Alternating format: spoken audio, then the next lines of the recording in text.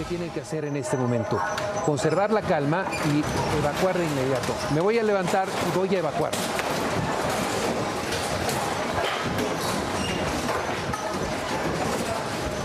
Incredible video there. Shaken to its core, dozens dead, buildings reduced to rubble, and people running for their lives after a 7.1 magnitude earthquake rattles Mexico City just hours ago.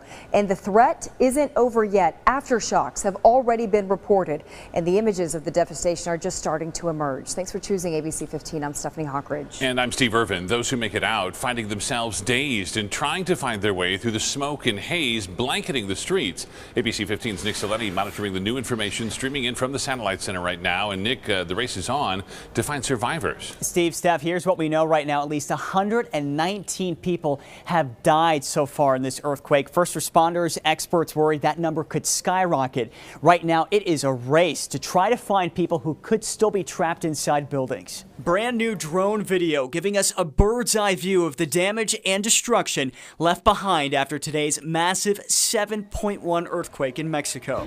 On the ground, people covered in dust and debris, finding safety outside this building that just collapsed. As the ground continues to shake, people inside this office building race to safety. Hanging lights inside this cafe swaying back and forth as the ground pulsates. Outside, hundreds of people fill the streets. Nearby, dozens watch as the sheer force of the shaking pops the glass out of this window. It comes crashing to the ground. And during a live newscast, the anchor forced to get up and head to safety. Just look at those lights, shaking violently from above.